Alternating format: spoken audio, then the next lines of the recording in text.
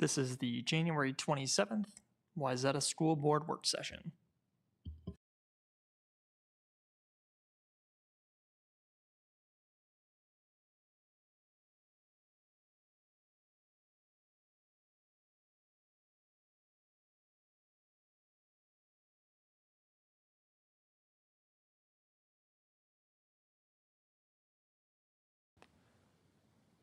This is the Wayzata School Board Work Session from January 27th, 2025.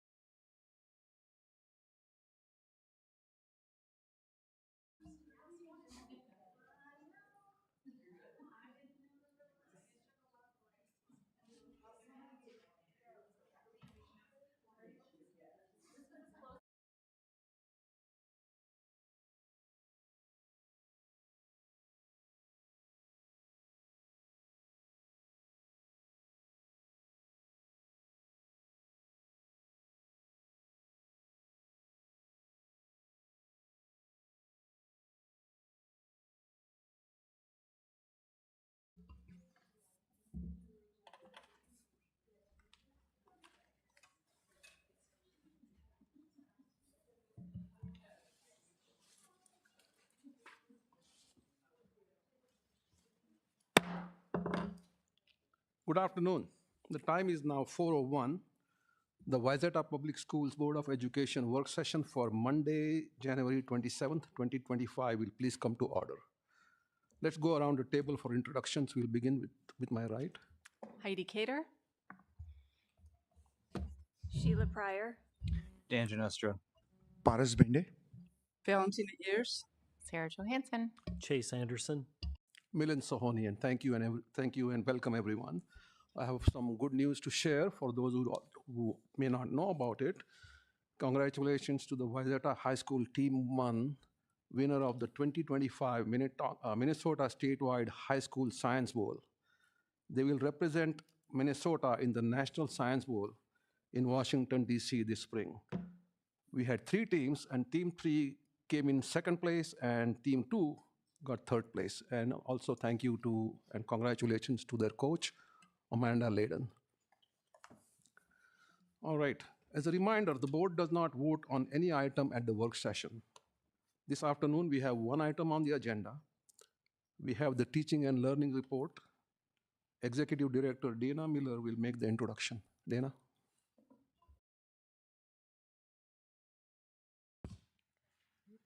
Yes, sorry about that. We were closing out. At this time, I'm going to turn it over to Director Solveig Haraday with our REVAC group, and she will start us out tonight. Thank you.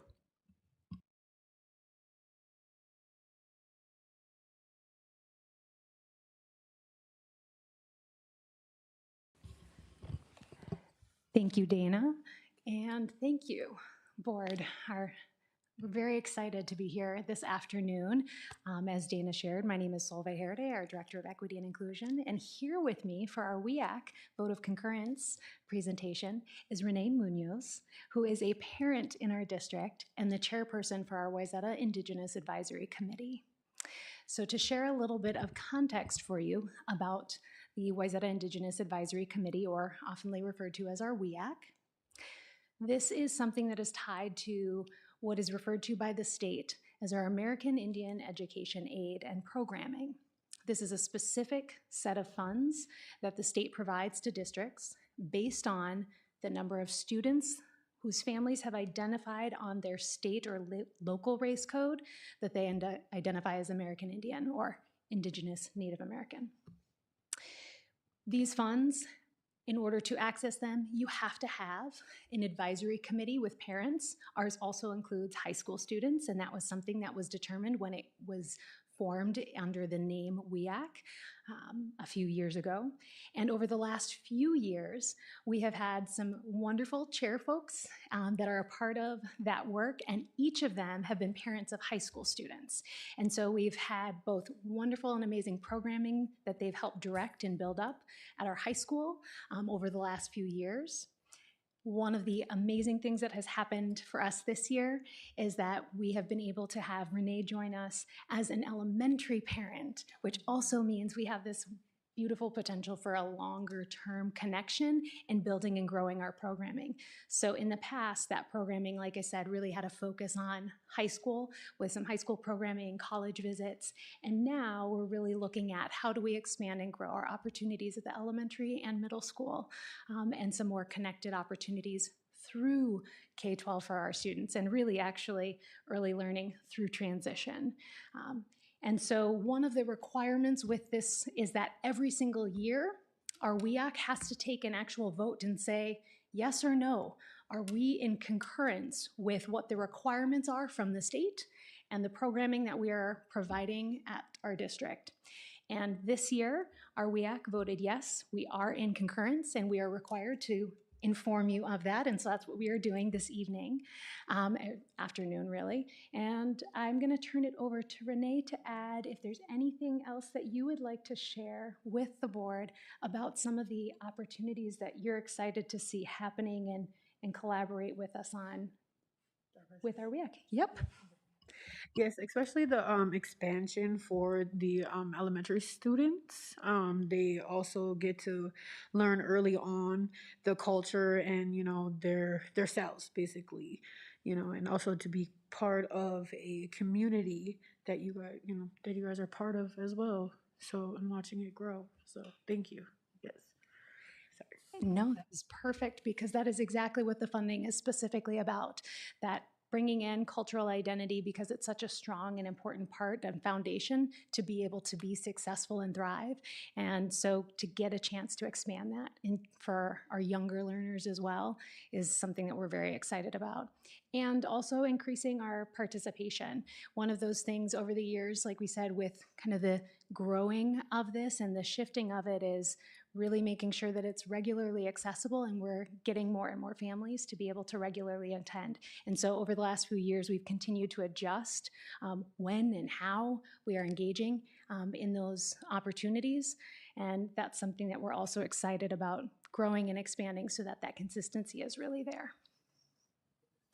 And with that, that's really all that we have for you other than answering any questions that you might have for us about this, the WEAC, our programming, and the vote of concurrence. Thank you, both of you. Appreciate that. Any questions, all the comments, colleagues? Yeah. Would you be able to give us a little bit more background on what kind of programs and do they differ by elementary versus middle school, high school? So just to know more about them. Yeah, so as we talked about with the high school level, a lot more of the high school programming does tend to focus on that like career and college readiness and that link with identity pieces. Every fall now there's a Native American college fair that occurs, and so that's one of the things of programming there. It's also very traditional to have gifts when you reach graduation, and that's a part of the program funding and is something that is actually stipulated in the guidelines from the state in regards to it. At the middle school and elementary level, we're looking at even more of those activities that are that deep cultural knowledge experiences. And one of the things that's required of the funding stream is to be able to offer it during the school day if that's something that the students and parents are requesting, which has been requested. And so we have Indigenous consultants that are able to be supported through this funding to come in and provide some of that programming, including even language programming. Learning Ojibwe language is some of the access that is offered through that. We utilize right now some online programming that supports that, but that's a variety of what the things are, and we have a roughly monthly during the day opportunities in regards to that. Right now at the middle and high school, our elementary offerings mostly are connected presently through our larger events that we have every other month that are in the evening because our students are so spread out, but that's part of what we're looking at, updating and adapting. And our hope this spring is to have a field trip day that would have all of our students be able to participate during that day to connect with each other and again build that both the community and link to these programming and opportunities, that awareness piece. Okay, makes sense. And then it is available to broader audience too, right?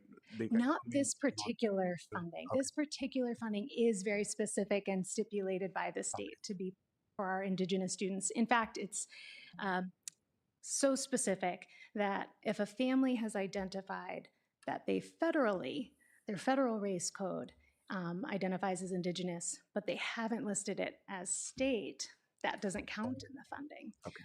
So it is very, very specific to our Indigenous families Okay, got it. that have Thank you. identified state. Yes. Got it. Thank you. So you mentioned that you've been able to engage high school age students. So just, to kind of, when they talk about their experiences, it can be with program, it can be talking about their family, their ancestry, so what are some of the things that they might share? The biggest thing that I have heard from our high school students so far, and I'm not present in those spaces, but I have heard from our students in the past who have had their parents that were our WEAC chair folks, those high school students shared with us.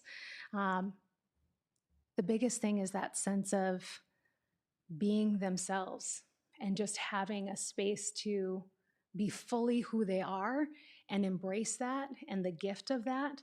Many of them have talked about how they've had summer experiences that their families have been able to connect them with and how powerful that was to be able to have that be part of their school day, and that it's empowering for them.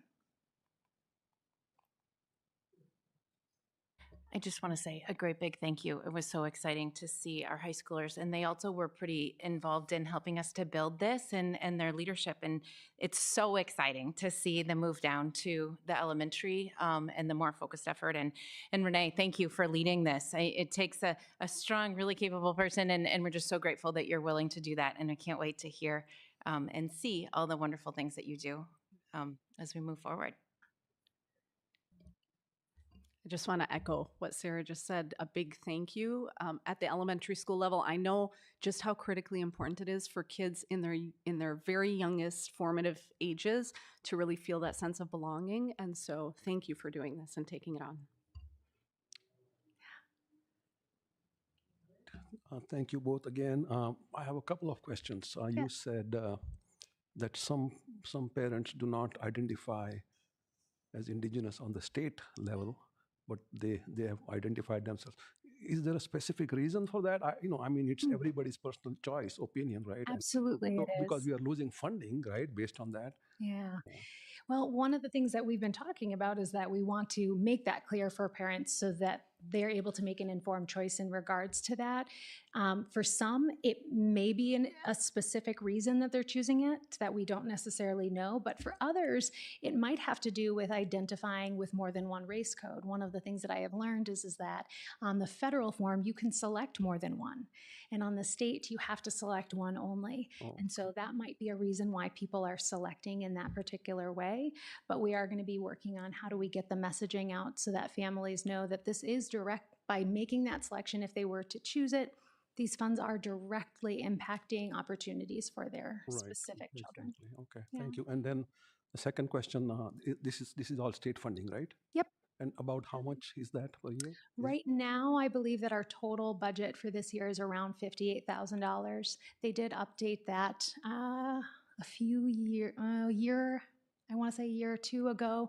They changed the baseline. So the baseline for districts used to be $20,000 plus a certain amount per student. I believe the new baseline is $40,000 plus a certain amount per student. Okay, thank you. There are no more questions. Thank you, Solveig. Thank you, Renee. We appreciate that, and we will see you, either you or somebody else in your place next year. Yes, well, hopefully Renee again next year. And you will also hopefully next year be able to see Becky Kittleson, who I should name. She works with me within equity and inclusion, and she is our primary point of contact for our WEAC program, but was not able to be here with us tonight. Thank you anyway. Yep. Thank you, Renee. Yes, thank you. Thank you.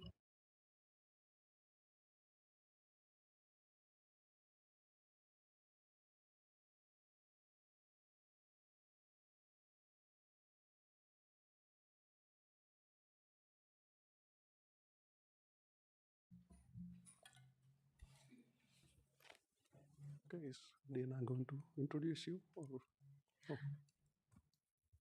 There she is. I was looking for you all around except there. Thank you. Go ahead, Dana, please. You bet.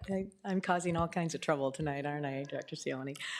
Yes, tonight we are here, members of the board, Dr. Anderson, to present our third installment in reporting on the world's best workforce. And now tonight is the ANI plan report. If you recall, we had decided to chunk this down into 3 different presentations because it is so much to absorb.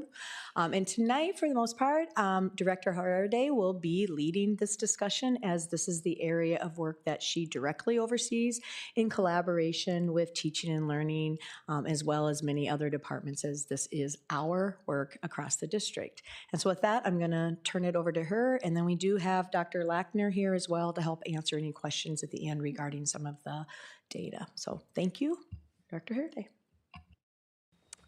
Thank you very much. Again, members of the board, Dr. Anderson.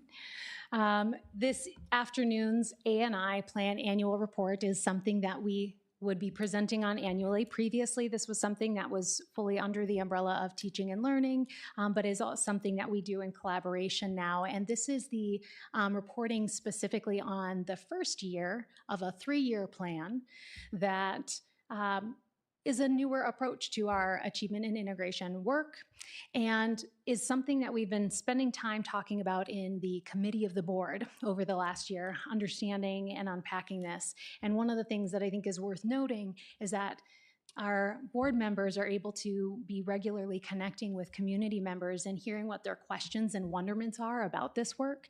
And so this particular presentation, while it is the annual report, is specifically attempting to address as many of those questions as possible. So there's more and other things that we could also be talking about in it, but our focus is very much on answering those community questions. And another request that came through our committee of the board is that we be able to have the slides be followable and understandable so that community members could go back and reference if need be.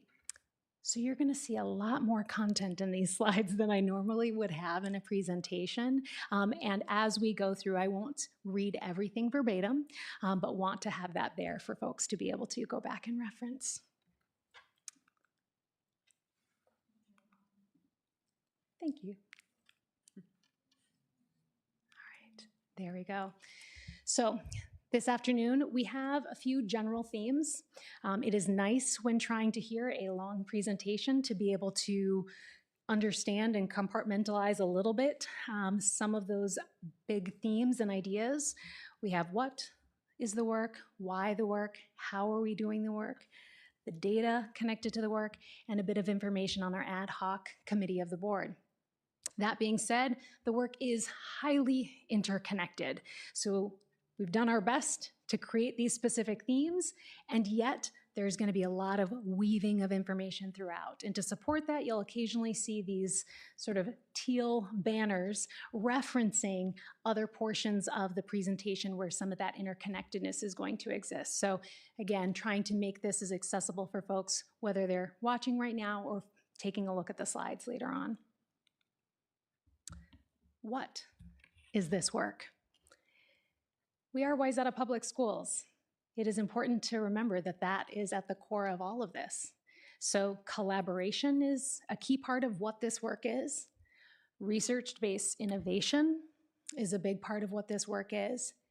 And each and every, because we have said that we are here for each and every one of our students in Wayzata Public Schools. Talking about this tonight, we're going to be primarily focusing on then achievement and integration, which is the critical funding stream right now provided by the state that is supporting this work and these innovations. And it is in collaboration with staff and departments all across the district. Some mentions will be made specifically in this presentation to make reference to things that you've heard previously this year, such as from Sunset Hill or Teaching and Learning with the World's Best Workforce. And some of those things then are explicitly noted. But that is not the extent of the collaborations. They go far beyond what you're going to be able to see in the time that we have this afternoon together. Now, achievement and integration as a particular funding stream from the state does have specificity. It has requirements, and that is not new to us. We have all encountered funding streams from the state that have specific requirements to address very particular things. This particular funding stream and programming is about racial and economic disparities. Now, that being said, in this district, we have many focuses. This is one of them. And this afternoon, talking about it and the programming that we're doing, engaged in it, doesn't dismiss any of the other areas of priority that we are also working on. So just like you might have a presentation on math, doesn't mean that people aren't also working on literacy, or if people are presenting and focusing on literacy, doesn't mean there's not folks working on math. This is just like that. We have folks that are working specifically on racial and economic disparities, but we also are working on a wide array of things, and at the core of it is fulfilling our district mission for each and every one of our students. This goes further to reiterate the each and every one of our students. You see on our equity commitment, the statement that we will find ways to create more equitable systems that honor each person's unique mix of overlapping identities. Again, every single one of our students. That's what we are working toward. So while you will see references and specific things in this presentation talking about racial and economic disparities, because that is what we are guided and directed to do by the state with this, the approaches that we are taking are working to fulfill our mission for each and every one of our students in this district. Now, MDE has specific requirements. The first requirement is that we are working to reduce disparities in academic achievement. The second is that we are increasing racial and economic integration. And the third is reducing disparities in equitable access to effective and more diverse teachers. We have to have goals in our plan that are addressing each of those three requirements. We are going to be revisiting a little bit later in the why section some understanding around what is meant by integration, because that is a question that comes up.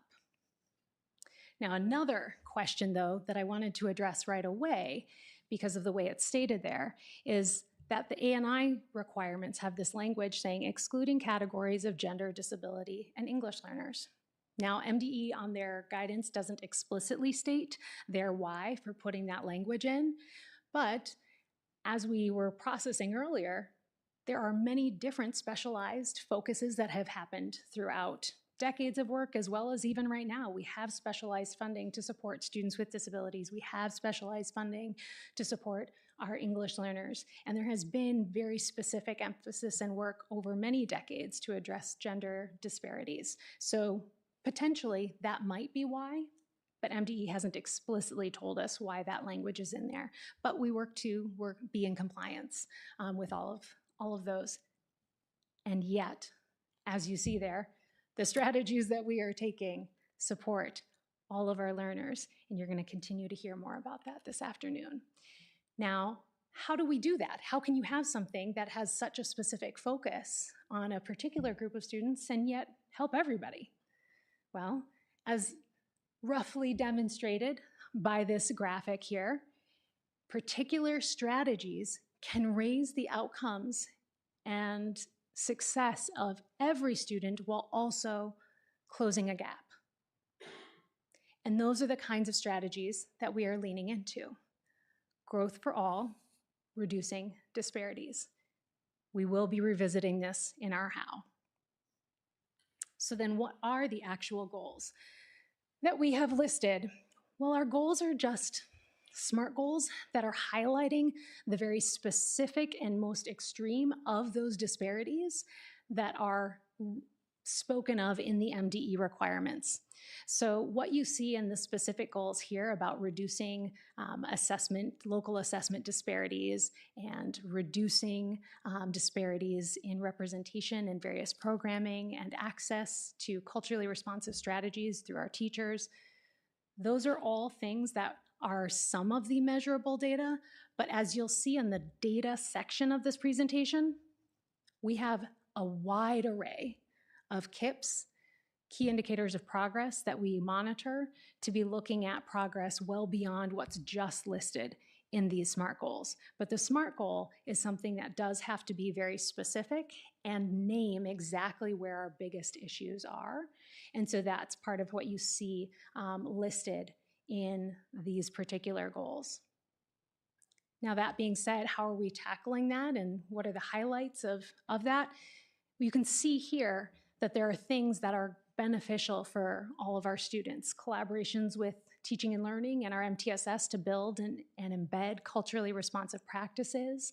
We have learning opportunities that are for our students to build up their leadership and sense of self that really, like we were talking about earlier, that positive sense of who I am that helps inspire and motivate me in my education, as well as building the capacity within our teachers to lean in, to lead and support each other. You've heard in the past things like collective efficacy and how critical, that is for making gains and improvement in our system. These are all the things that we are doing and highlighting in this work, though those goals are listed the way they are per the requirements that we have.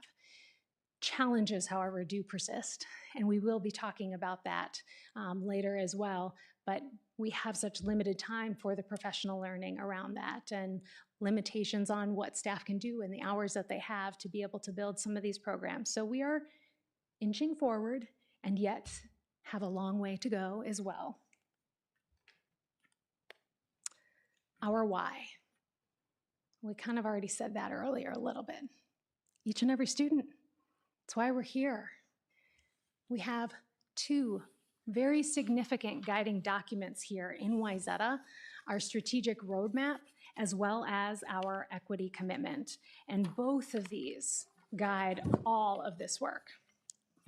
And clearly are anchored in our mission to ensure a world-class education that prepares each and every student to thrive today and excel tomorrow in an ever-changing global society. That is not a small task. That is what guides our work. You've been hearing about efforts towards that work from all across the district.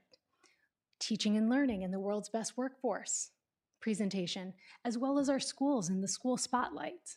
We're all working connected and committed to trying to achieve that mission. This funding stream is one more way that we are working toward that outcome in delivering on that mission. And the reality is that disparities exist and persist. They have existed for a long time. They have persisted for a long time. In the earlier World's Best Workforce presentations, you got to hear and see data specific to both reading and mathematics that are speaking to these disparities. Disparities that are impacting multiple groups. So again, while our SMART goals in the plan data speak to where our disparities are the greatest, we are addressing all of this and monitoring all of this data. And our mission tells us that this data isn't who we really want to be. This is not what we want for the experiences or outcomes for even one student. So how do we try and find a way forward to change that? That's what this work is about. This work is about looking at what are the things that are within our control, because there are things that aren't. What's within our control to start shifting this and changing this reality. And part of that is thinking about this successful student equation. This is something that you've heard about and has been a focus area for our early learning school and community ed for a little while now. And it's about reframing our thinking to think about us being ready for the students that are coming to us. And one of the beautiful things about being in public education is that we get any student that comes to us. That is a gift. And what are we doing with that gift? So how do we look at what is in our control? There are a lot of things that our students and our families navigate outside of our school system that are things that can impact a student's success, and yet we can't control those things. So what can we do? How can we be ready to make the most of this opportunity that we do have in front of us? That is, again, what this achievement and integration funding really is about. There's a quote that some of you may have heard before that says, "Every system is perfectly designed to get the results that it does." And we have gotten some very good results for some of our students, and that is something to be proud of. But that has not been the reality for absolutely all of our students yet. So there's still work to be done. And we can do that without having to remove positives for the students that are benefiting in the system. You started hearing then about what is some of this work? How are we going about it? With that Sunset Hill presentation, starting to play a little bit of some understanding into what does integration mean? It is that sense of belonging, a true authentic sense of I can be here, I can show up, I can be myself, because that's necessary if you want students to take academic risks. And we want them to take academic risks. That's how they grow, by stretching themselves. If they just came in knowing it already, there wouldn't really be a whole lot of reason for them to be present. So how do we support that? And belonging is a critical part of that. And ways that we can support that belonging are through an understanding of culture and culturally responsive practices. And that is also critical for delivering on our ever-changing global society. And that is critical for addressing both experience and achievement for our students. And we'll talk a little bit more again in the how section on this. But in question, that integration piece and true belonging, there is some historical context to that. Many folks know about Brown v. Board of Education and the desegregation efforts that emerged from it. But what not everybody necessarily knows is while there was an effort to desegregate, it didn't create true integration. And that's one of the things that this funding stream is tasking us to dig into. And none of that is a question of shame or blame about the past. It's saying, where are we today? And is where we are today where we want to be tomorrow? And if not, we have some choices that we can make. And this funding stream and this plan is about tackling that. This history does inform us, but it does not have to define us. We get to make choices every single day, decisions every single day. And that collective combination of those choices and decisions, those are the things that communicate who we are. And who do we want to be as Wayzata? And do we want that true belonging for each and every one of our students? I think we do. And personally, I take pride, not shame, in trying to find ways to empower the maximum potential in others. And again, I would hope that that's something that we could all lean into as an educational institution here for each and every one of our students. And yet, let's look at our today context. Are our programming and our outcomes data predictable by things such as race and class? Right now they are, yes. And like our high school reminds us, we want each and every student to graduate from Wayzata High School prepared for post-secondary success regardless of race, class, or gender or ability. So what are we doing differently to address that? Now, we've talked a tiny bit about integration and its link to belonging and how, frankly, belonging is important just for belonging. Like, I don't think anybody really, I've not encountered somebody that thinks it doesn't feel good to belong somewhere and have that experience. But even though it's good in and of itself, it has an added benefit in learning for maximizing achievement. And there's a lot of neuroscience, brain science that helps us understand the link between that belonging and integration and achievement. So here is a rough graphic of our brain, breaking down some of the systems in our brain. We have our brain stem, which is really key for our survival behaviors. There's the limbic system, which is the emotion center. And then there's also the cortex, which is responsible for that higher thinking. And most of the work that we're doing in schools is trying to access that cortex. Well, there is a progression for how information is processed in our brain. It starts through the brain stem, then goes up to the limbic system, and finally to the cortex. That progression is key. So if we aren't getting first through the defenses or barriers perhaps that could emerge in the brainstem or the limbic system, we're not going to be able to access and dig in the way that we could with learning that requires the cortex, higher thinking. There's a doctor who's written a number of books that some folks may have heard of named Dr. Bruce Perry, and he refers to this progression through these 3 R's: regulate, relate, reason, and that there is this flow. And so when we are talking about belonging, belonging is one of the things that is critical to address that regulate, relate space and create that psychological safety so that our students can fully access that reasoning part, that cortex portion of their brain that we need them to be able to for the learning. So our classroom practices are really key in creating that environment. We don't get to control how a student is walking into our classroom, but we can influence then when they're in there, how we are creating space for that regulate, relate, and then reason. Another thing to understand in regards to then the achievement, it's not just this question of the belonging part and getting through the relate, it's also what the reasoning part is. How is the cortex operating? Now, I have a very rough and perhaps oversimplified way to connect a little understanding on this, but I think many of us can think of an experience where maybe we had once operated on a Mac and then transitioned to Windows, or then went from Windows to Mac and experienced what that might have been like, that different operating system. They can do some similar things, some different things, but just figuring out the operating system takes some time and maybe slows down some of the things that we were trying to accomplish in that transition. how we learn and culture can be like our operating system. What are the things that are intuitive to us or not intuitive to us? How we learn how to function and process information. Now, in an ever-changing global society, it is beneficial for every single one of our students to have a little practice in being able to navigate multiple operating systems.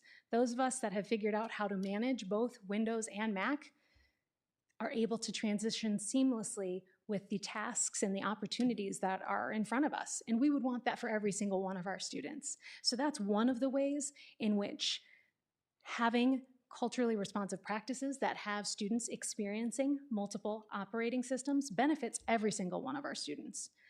But for those that have spent most of their educational career operating in a system that does not make sense to them, we are slowing down their processing. We're creating a barrier that doesn't need to be there because we've never transitioned into one that feels more intuitive and natural to them. And so there's a sweet spot, a balance here of every student being able to have some fluidity between systems, and it's more than two, but to not constantly have a barrier where your cortex is spending all of its time trying to figure out the operating system and not the task or content you're trying to engage in. And again, that's what our culturally responsive practices are about. And so when we talk about achievement and integration, this is the kind of work that we are targeting. And when we're leaning into effective strategies, we're doing things that are addressing the brain science, the research-based classroom practices, and doing it in a way that can be benefiting all while still reducing disparities. Because if we want the outcomes of our system to be better, there are some things that are going to have to shift. Not everything, but some things. And as good as things are in Wayzata for many students, I really do believe that we can do better. And I am committed to that. And the people I work with are committed to that. So how do we do it? That is a very complex question. And so we look at systems understanding to help us figure out a different way forward. As many folks perhaps know, Einstein saying that piece about trying the same thing over and over again and expecting different results. We're trying to do different things in order to get different results. Not everything different, but some things different. And part of that is thinking about how do we even perceive the change? Do we see change as technical or do we see change as adaptive? And truly, it's often a combination of both of those things. The examples on the screen are from MDE's MTSS, some of their training and resources that talk about technical and adaptive change. And you can see the example that's listed there. If somebody is navigating high blood pressure, there are some technical things that can be done, like medication for it. But there are also sometimes some adaptive things that might be a support. Changing diet or lifestyle. And it's not to say that it's all one or the other. The combination for different people might have a different balance of those things, but are we looking at that nuance to inform our next steps? And so when we think about this, the type of challenge, is it technical? Is it a technical and adaptive, or is it adaptive? And this graphic, also shared by Minnesota MTSS from MDE, helps us understand based on what kind of challenge, then how do we define the problem and how do we look at the solution? And if we're only looking at a challenge through that technical lens, then we're perceiving that the problem is very clear and the solution is very clear. And that sometimes is the case on things. And when that's the case, you can implement that solution and the problem and challenge are addressed. Beautiful, move forward. There are times, though, that does not work. And that requires us to start leaning more in the realm of adaptive, where perhaps the problem might be clear, or it might require some learning, but the solution definitely requires learning. And that is part of the challenge that we are faced with because of the learning even for the solutions. So one example in education that helps us understand this on this particular issue that we are tasked with achievement and integration and the disparities that we continue to see, is that a very frequent go-to is remediation. Oh, if a student is not successful, let's just spend a little bit more time in the basics. But that doesn't seem to be working always. It works sometimes, and so that's not to dismiss it as ever working, but it does not work as often as we lean into it. And so we have to start transitioning into that adaptive realm and looking at, gosh, what's going on for a particular student? Is it actually an enrichment level exploration that might be needed to create the on-ramp for them?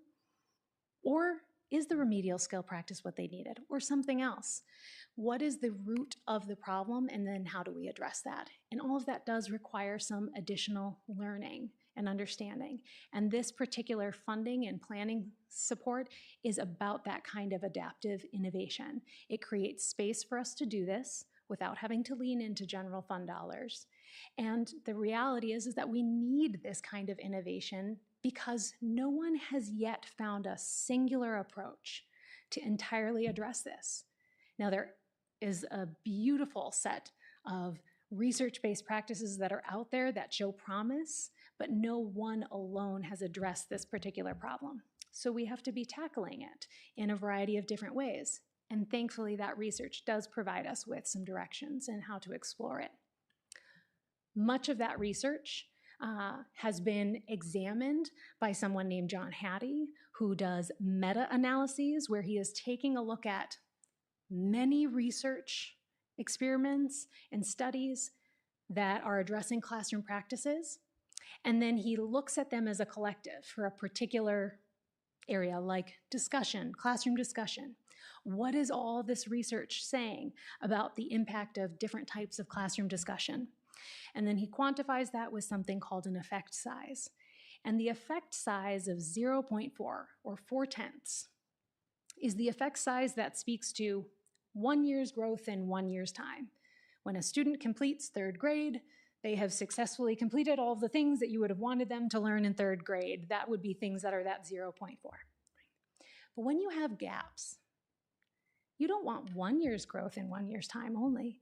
You want to be able to accelerate that. So what does research tell us or indicate the practices that are most likely to help us address that? And that's really what we are leaning into. So on this slide, there's a collection of just 4 of the things, and we tackle more than is just what's here. But there are 4 things that I'll be speaking about even more in the coming slides that are in that high impact area, that accelerate growth area. When you look at those numbers, you're looking at things that can have 2 to 3 years of potential growth occurring in 1 year's time. That's what those numbers are meaning. Now, it's important to note that in the research studies, they have that intensive hyper-focus on that particular strategy and have engaged in learning with their staff about how to implement it. And so that's part of what we are working on and working through, and I will speak to, but we are leaning into these types of approaches. Now, we started this journey even before having complete direction with our achievement and integration being fully linked to this approach back in 2019. And all of the things that are up there, which you'll hear a little bit more about here in a few slides, are things that are about those kinds of culturally responsive practices that are doing that integrate with prior knowledge. When you're able to connect to something you already know, you can go, oh, okay, that makes sense. Like earlier, when I was talking about Mac operating systems and Windows operating systems, that was something that for many of us, oh, that made sense. And you were able to access that concept in a better way because there was something already in your brain to be able to hook into. That kind of integrating with prior knowledge and cultural ways of being that link into also that brain science of regulate, relate, reason, that's what all of these things are ultimately about. There are different ways and access points for being able to engage in that in our classrooms.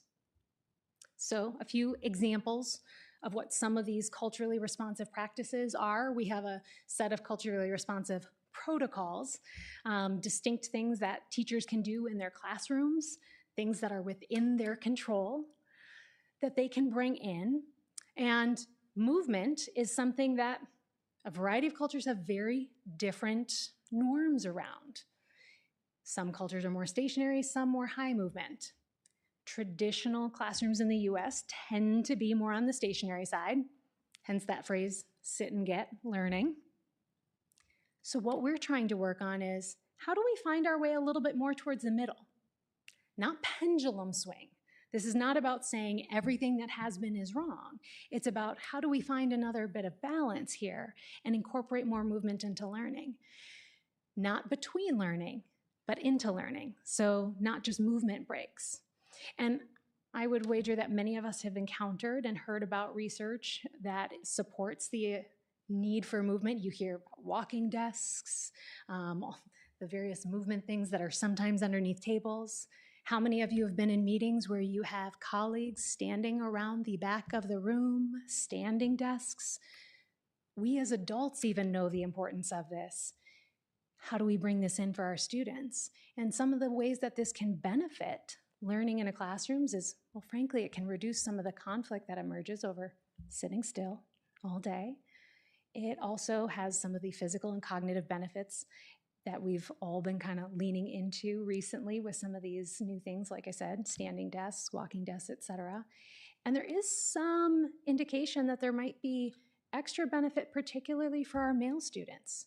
Nowhere in Achievement and Integration does it say that we're supposed to be focusing specifically on something that would be benefiting our male students. And yet, this approach of culturally responsive protocols and practices can have that kind of benefit. But again, it's about balance. We're not doing a big pendulum swing. How do we find our way more towards that middle? Similarly, this concept of people bonds is how you prefer to engage in your learning and in a particular task. How valuable is it for you to be able to really focus on the task alone and by yourself, or engage with the task in a more social, connected with other folks way? Again, traditional in US schools has been more that autonomous end, and there is a place for that. And how do we find our way a bit more towards that middle, that center, that balance? And more student-to-student talk, again, in the research, shows a very high effect size. Again, 0.4 is 1 year's growth in 1 year's time. That 0.82 is more than 2 years' growth in 1 year's time. And that is truly defined as the students actively connecting and questioning and discussing together, not just a discussion where it's teacher to a group of students, one at a time. These are the types of things that we are leaning into. Additionally, wise feedback. This is something that is especially optimistic in the potential for being a gap-closing protocol and practice. It blends two research-based components where the teacher, this idea of teacher estimates of achievement, so teacher working to truly believe in what that student can do, having high expectations and belief in what the student can accomplish, as well as then feedback that is cueing next steps. So feedback that is more nuanced than good job or I love how you ... but instead something that says, oh, what might happen if you experimented with this? What might happen if you tried? Something that's helping cue that next piece with that very intense belief in what they can accomplish. And you see very high effect sizes for each of those two things. Well, in one particular study where they did look to see what would be the impact between white students and Black students who experienced that, it had a 40% gain for white students and a 320% gain for the Black students in that particular research study. That's positive for all, but can be gap closing and is easier said than done. There is a lot of work that goes into supporting teachers through these practices because none of this is how we experience school. And very little of it was in our teacher prep programs. And it's not been the norm yet in schools. So there's a lot of learning for all of us to be engaging in. So that goes back to this adaptive change and all the required learning that is a part of this for each of us in this system. Now, we've started tackling this in some ways, like bringing in questions like these learner-driven questions for all. And I just am going to pause and even read one here of how will I encourage, empower, and ensure that every learner incorporates their voice in the learning process? Wouldn't we want that for every single one of our students? And that's an example of how we're trying to support our staff in constantly thinking and questioning in a way that builds new neural pathways for us so that we're building new habits different from what we experienced in all of the initial training. Not to say that there's nothing good in that initial training, but this piece wasn't present. There's more that's needed. And that asset framing, that piece of believing what is possible, that is not rose-tinted glasses. It is not dismissing challenges that are very real, but it's being able to take another perspective to see how do we see strengths that are going to help us address those challenges in a different way. And that language of the basic needs is one way that we have common language that is accessible to students, staff, parents alike, to be able to support some of that work in the classroom and beyond. So this is some of the things that we're doing around, again, technical and adaptive combinations. It is a technical thing to start using the language of belonging, success, freedom, fun, and yet it can start to become adaptive when you pause and you go, so as you were engaging in that, what needs were getting met? And how might that inform how you engage with this next piece of learning? That can be very transformative for students and being empowered to make decisions about what's going to be helpful for their learning. Now, persistent challenges in this, time. Time is very real. We have limited professional development time and a wide array of priorities like we spoke to before. An example of another focus area is the READ Act. In the last year, we have spent more, for our elementary teachers in particular, dedicated hours on the READ Act in 1 year than we have on dedicated hours on any of this total in all the years since 2019. And it's still going to take time to see the impacts for the READ Act because it takes time for staff to learn and time for staff to implement. But that also speaks to how much time it is really going to take for us to be seeing all of the amazing outcomes that research is telling us are possible with these approaches. Because there's mindset and skill set work. And like I said earlier, it's not how most of us were taught or were trained. Our neural pathways and habits take a lot of time to shift. One sort of good example, I'm going to ask if your arms are not crossed, would you be willing to cross your arms for a moment?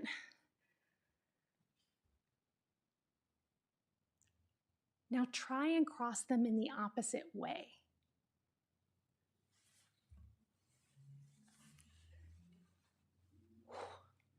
It does not feel great. It's really weird. And I could do it, partially because I've had some practice, so I could do it a little bit faster because I've done this a few times and have had other people ask me. But even that, that's a really simplistic shift, and it still feels weird and unnatural. We're trying to ask people to make shifts that are not as simple as that.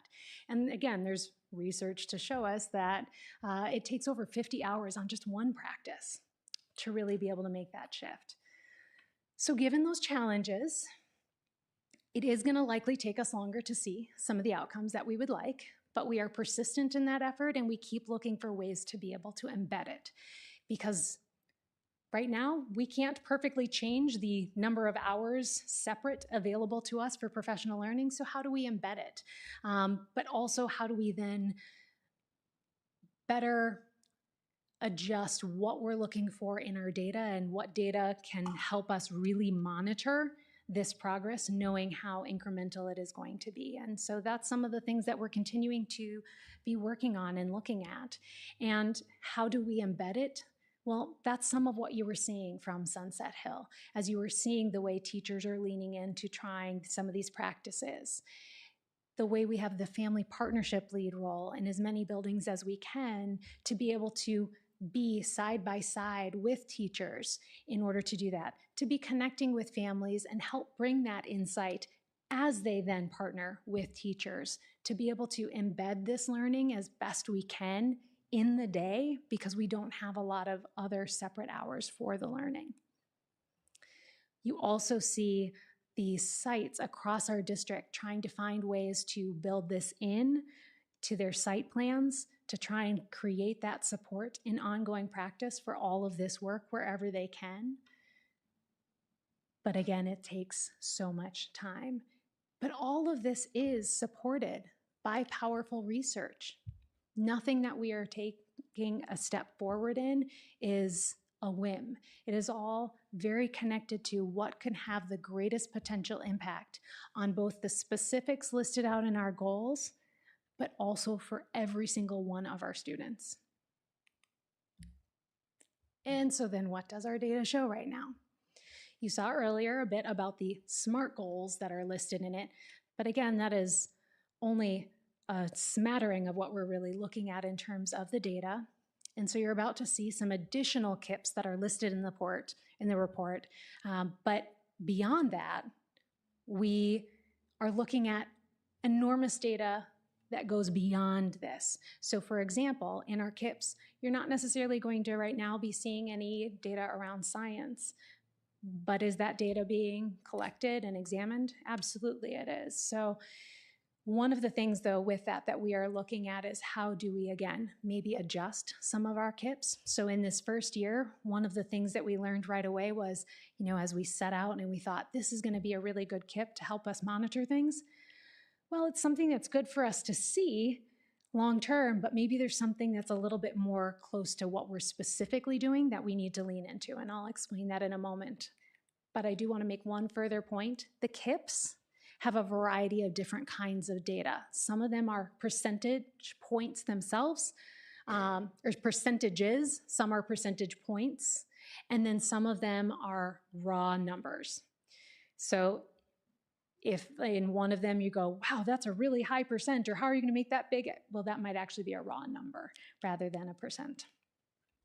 So in our first goal, we're looking a lot at local assessment data, which we specifically lean into our FastBridge. And with that, as you saw in the World's Best Workforce presentations in September and October, you saw the full disaggregated data.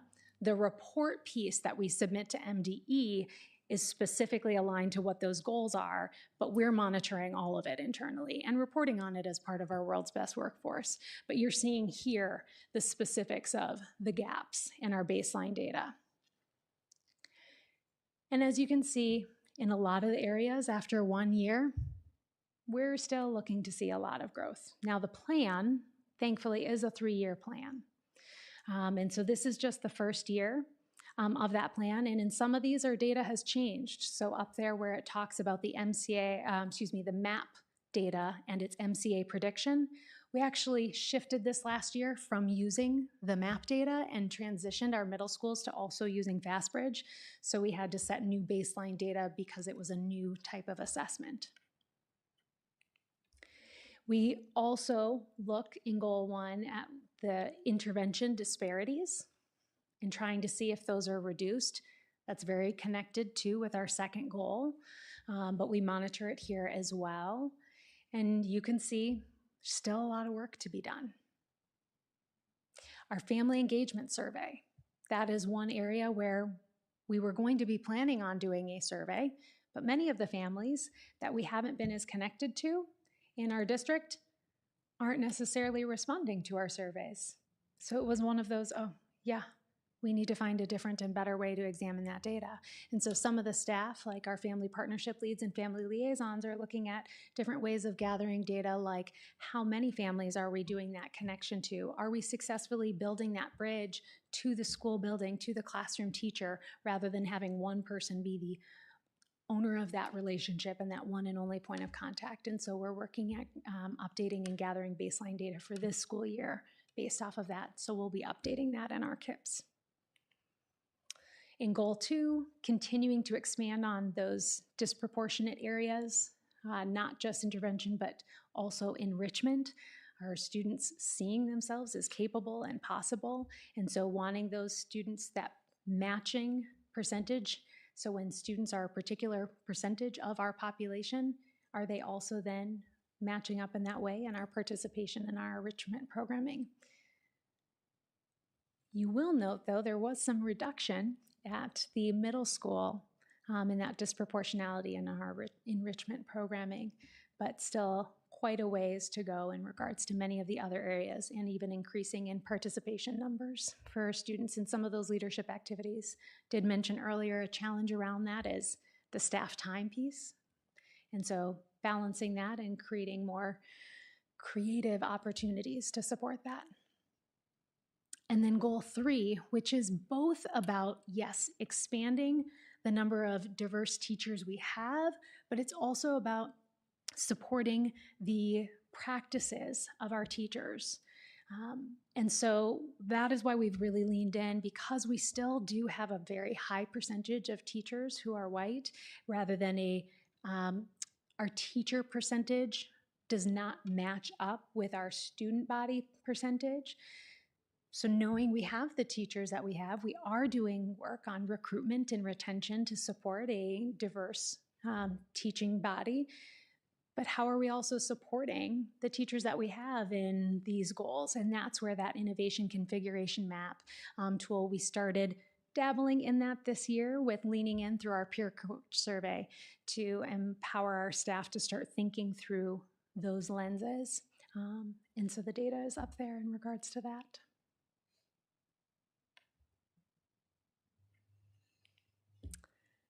And finally, ad hoc committee of the board has been a key partner in being able to go, okay, what are the questions that people have in regards to understanding this work?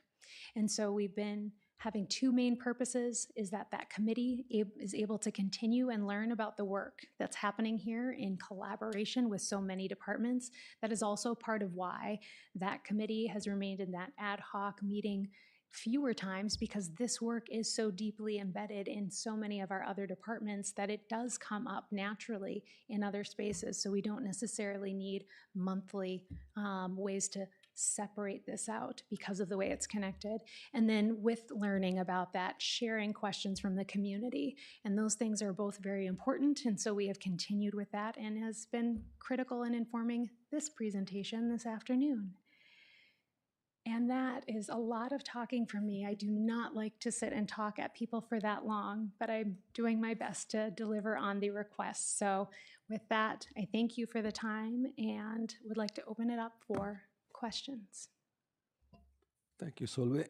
Yes, the board did approve in the January board meeting, they did approve the ad hoc committee. So I was fortunate enough to be on the committee 2 years. I decided to step away, and then I think there are new members now. Some of them are, I don't know if all of them are not, but a different makeup kind of. So thank you for the presentation. Any questions, comments, colleagues? Yeah, Valentin.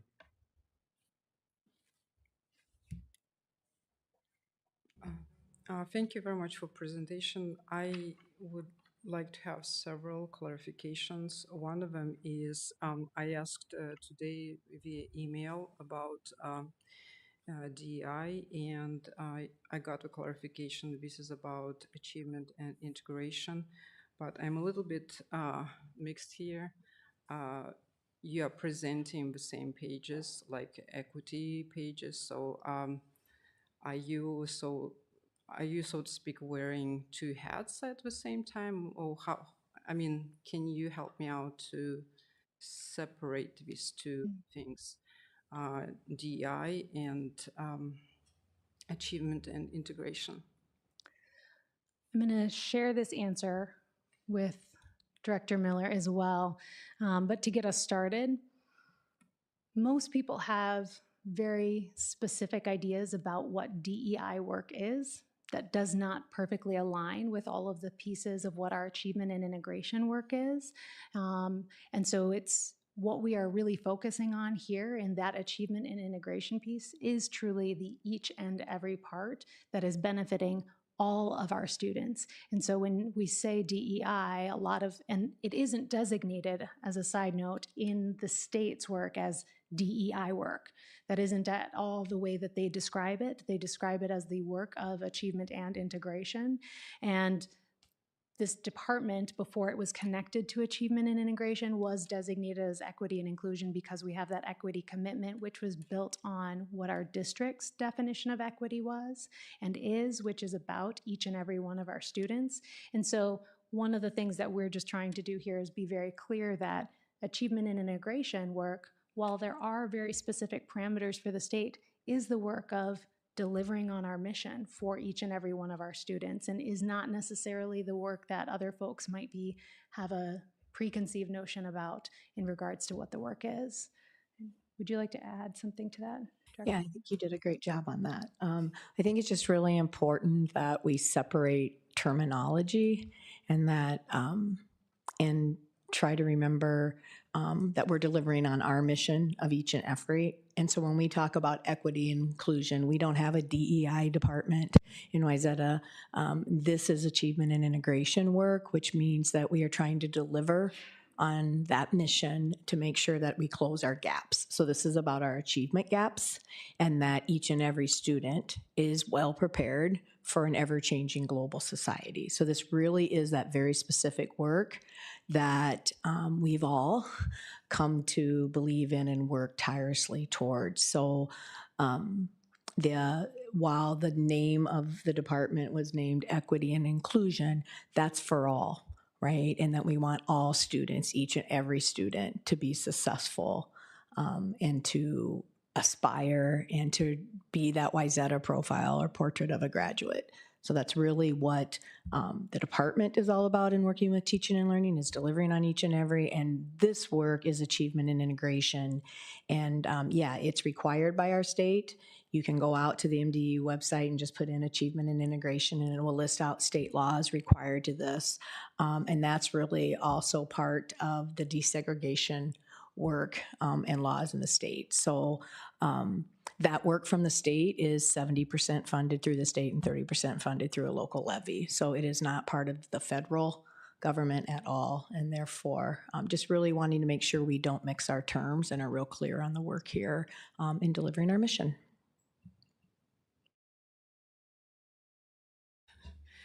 I'm sorry, I still have some trouble understanding because we received on 6th of December the explanation of DEI department, and it was stating that how many people are working under this department and all. So does it mean that the same people are doing achievement and integration part? Or, I mean, how to separate them then? Or do you mean, I also heard that we don't have any more DEI then? So we have a department that is referred to internally as Equity and Inclusion that collaborates on all of our efforts with our teaching and learning department. And this particular funding stream and the approach that we're taking does have staff that are supporting that work, but they are supporting that work that is truly for all of our students, the entirety of each and every. And that's the distinction that we're trying to make, is that we do have very specific things that the state is asking us to do, and we are doing work to deliver on that and to deliver on it in a way that is beneficial for all of our students. So when you're talking about the staff in that department, like our family partnership leads and the family liaisons, as well as myself and Becky Kittleson, who is our inclusion coordinator, we're providing support and services that are available to all of our students, which is different than earlier when we were talking about the WEAC funding and how that was very specific to only being allowed to be benefiting certain students. Because of the nature of that funding, that funding is only for our Indigenous students. The achievement and integration funding, while it is supposed to address racial disparities and economic disparities, we can't use it specifically only for certain racial groups or certain socioeconomic groups. We have to use it in a way that every student is benefiting. And so that's why we make this distinction about not calling it DEI work. Our department is equity and inclusion, but the funding stream and the work that supports it is achievement and integration, which does have to be utilized for the benefit of all of our students while addressing those gaps racially and socioeconomically. And maybe the confusion is we've never referred to any of this work as diversity, equity, and inclusion, or DEI, as you might be hearing most recently at a federal level. So maybe the confusion is it is referred to as the Department of Equity and Inclusion. So I don't know if that's, but we don't use DEI language here because again, this is for each and every one of our students. So when Solveig was, or Director Harriday was describing our practices, knowing whether a student, how a student learns and making sure that I'm delivering in a way that maybe some need to be more movable and more active and others need to be more stationary or some need to be more vocal and some need to be more independent. Those benefit each and every, and that's the work that we are doing. And so when we talk about equity and inclusion, we're not talking about race only, we're not talking about gender only, we're talking about what does each individual student need to learn best and to make sure that the practices that we have are getting at that. Maybe another way of putting it, which will show my age, but when I was teaching, we talked about the multiple brain strategies, right? And some, you make sure you have a kinesthetic and make sure you have a music. I don't know, Chase, maybe this is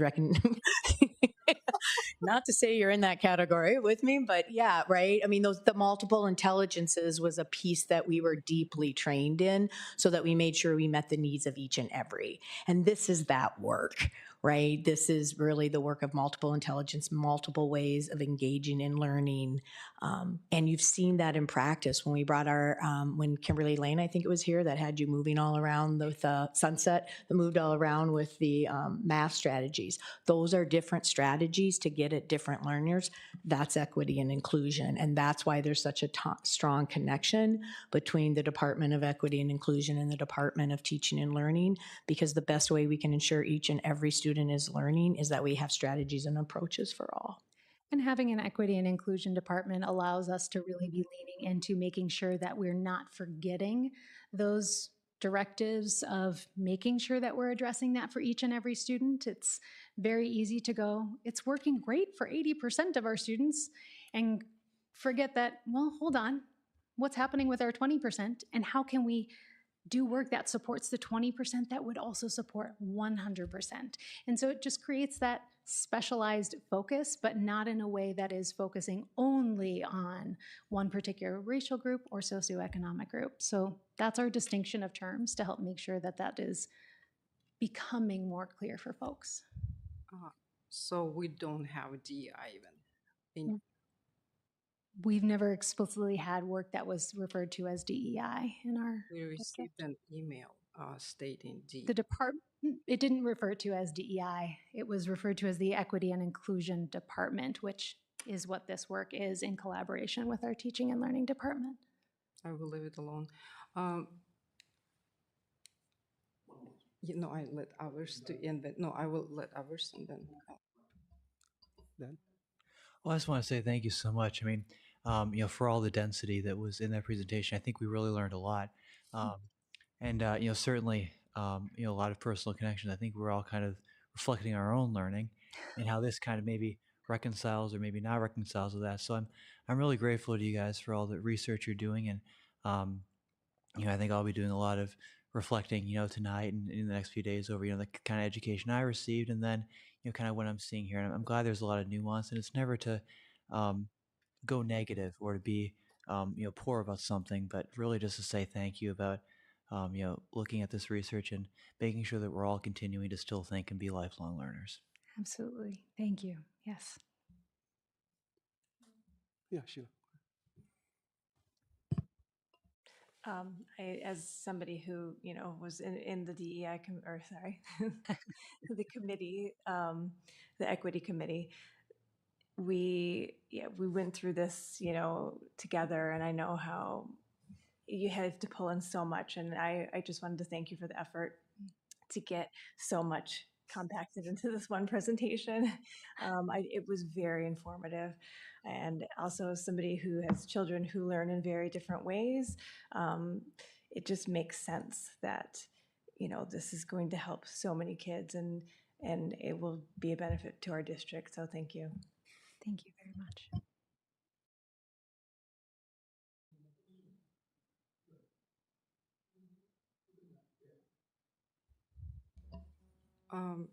I heard the comment like that we, I mean, as the department, you are doing as desegregate. What are you desegregating?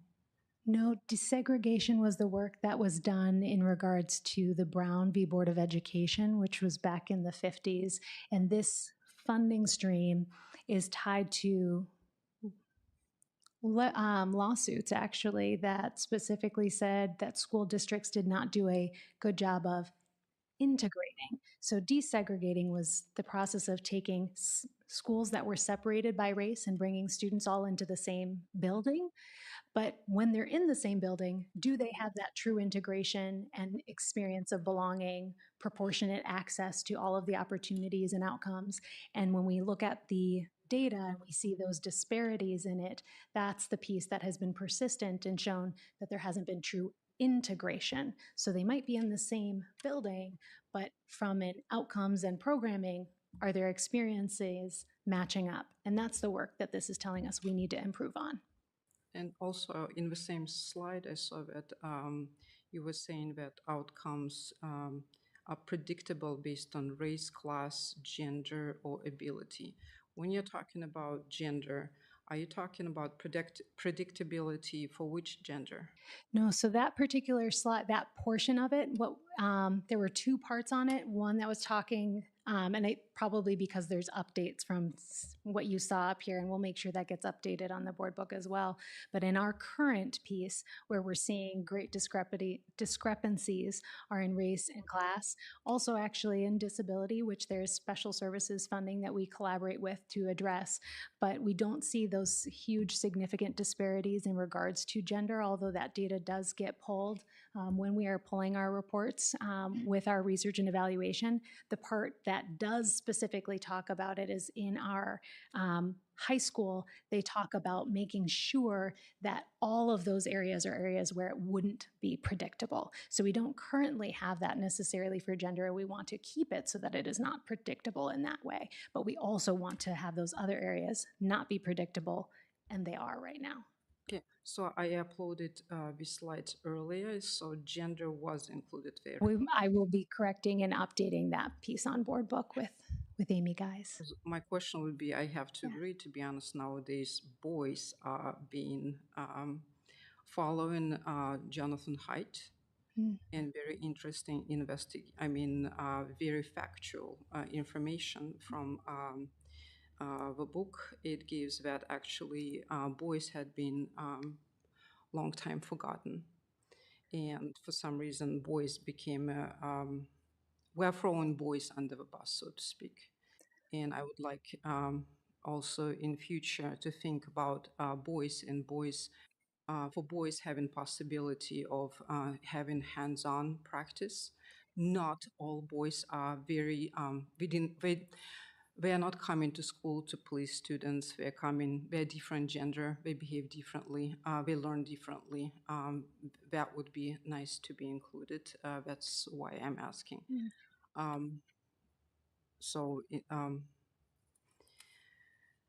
And another one was class. What classes do we have?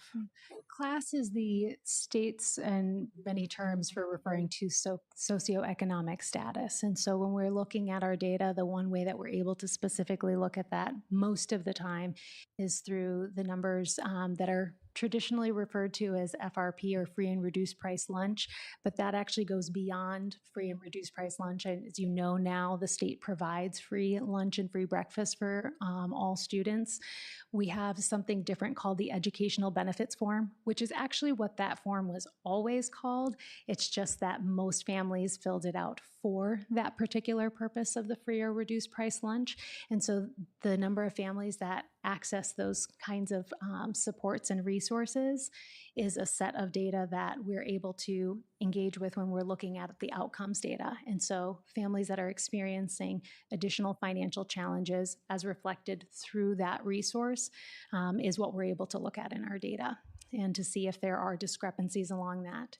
And I do want to go back to your point about the benefit for boys.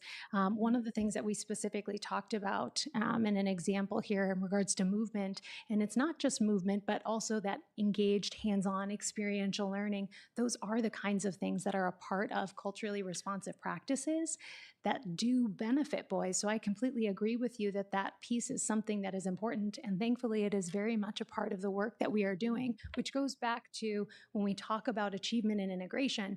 Yes, there are very specific requirements from the state to be doing things that would be beneficial to reduce any disparities that are based on racial or socioeconomic status. And the approaches that we're taking also have benefits for other groups of students, specifically our boys as well in the system. And we very much plan to continue doing that work and are believing in experiential learning. In fact, that's some of the ongoing collaboration that I often have with our teaching and learning staff, is processing with them how to create more experiential learning opportunities, and was something that I was working on as a mathematics teacher before I entered into this role. And so I would say that's a great example of equity and inclusion, right? On how do we provide instructional strategies for all. And so if we look at boys, girls, gender, we do know that there are some predictable needs. And so, for example, I was in an elementary classroom today where they were learning about multiplication, right? And so I'm going to get the wrong number, but it was like 3 times 36 or something like that. And this was a first grade classroom.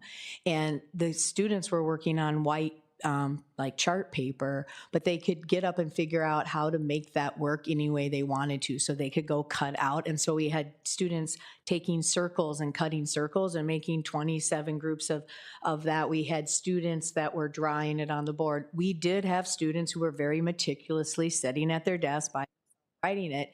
And the point being that any of those strategies that the teacher was employing was a way for those students to show their learning in the equitable way that would get them to that result and how their brain operated. So for students who needed to manipulate little circles and build little snowmen, and I mean, they had great stories of how they had gotten to 67, whatever the multiplication was, it was 67, great stories of how they had gotten there. That's a great example of that teacher and employing an equitable teaching strategy or protocol that we've taught, which is allowing them to get to that thinking and the answer in a way that fits their needs. And as you were asking that question, I was sitting here and trying to reflect, did I see more boys up and running that and more girls? And I don't know that I did, but that would be another example of some of our work. Thank you. Yes, sir. Thank you so much. This was an A&I presentation like we've never had before. So, but I really, as a board, right, we're called to align with our roadmap and with our mission and vision and our district commitment to each and every student in all way and always. And there's, as you identified today, and as we know, there's not one pathway.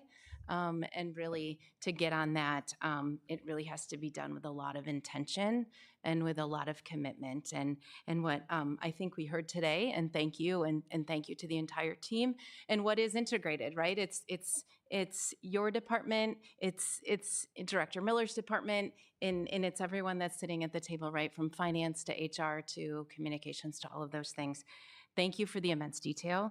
And for the ways that you have been leaning into this work and the timeline shows, as also as the ways that you express it, you'll continue to lean in so that we do realize the excellence that we and the people that we want to be.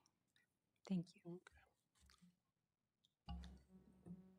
It has to be quick, if you can, please.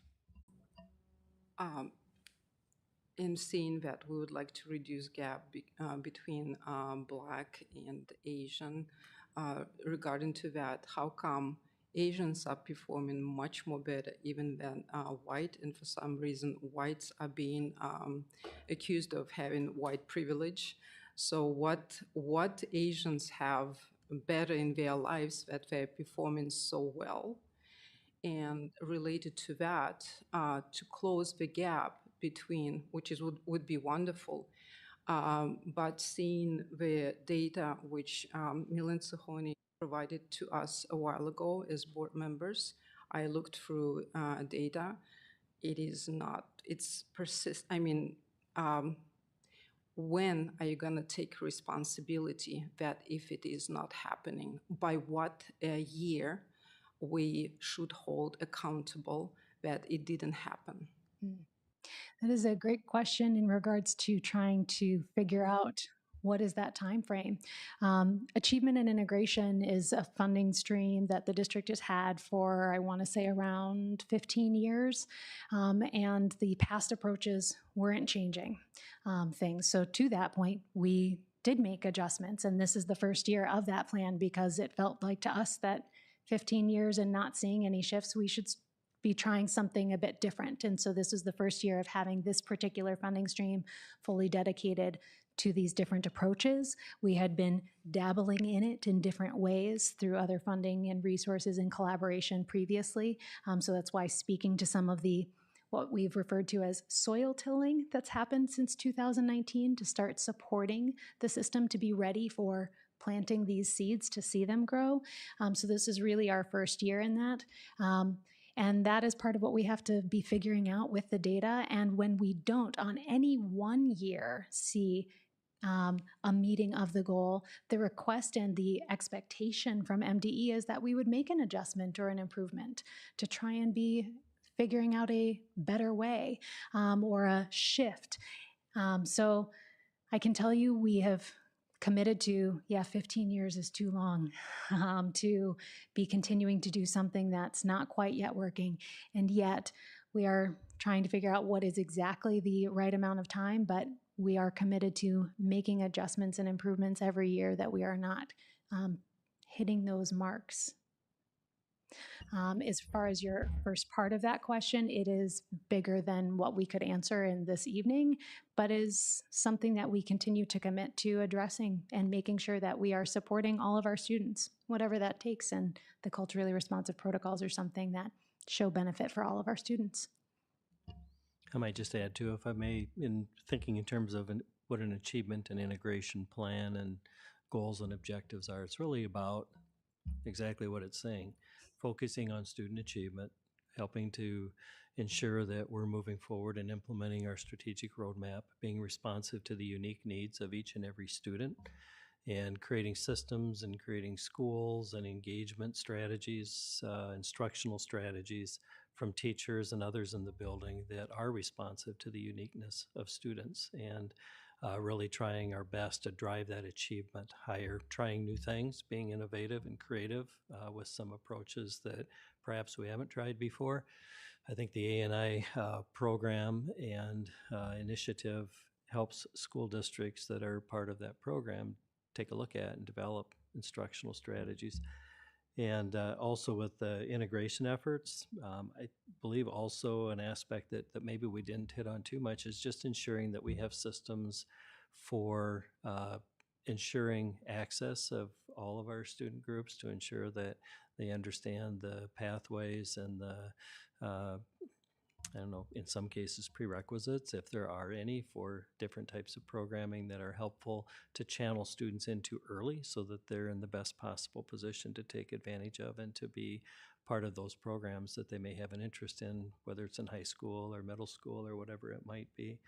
Also, I would like to draw the parallel between the ANI program and the work we've been doing with CEL and the BUILT teams, and either Solveig or Dana may have more to share on this after my preamble on this, but really each one of our schools has a BUILT team, a Building Instructional Leadership team that meets regularly, I think about monthly, in some cases maybe twice monthly. Many of our district staff, myself included, Solveig and Dana as well, and Stacy, make trips to the BUILT meetings on a regular basis, and all or most of us are present at those to hear the inputs from the principal and those staff members that are on the BUILT groups within each school. And this is where you can maybe correct me if I'm a little bit off on this one, but each school establishes an achievement goal or achievement goals. They also establish, I think I've heard it two different ways, a belonging goal or an experience goal, one and the same really from my perspective.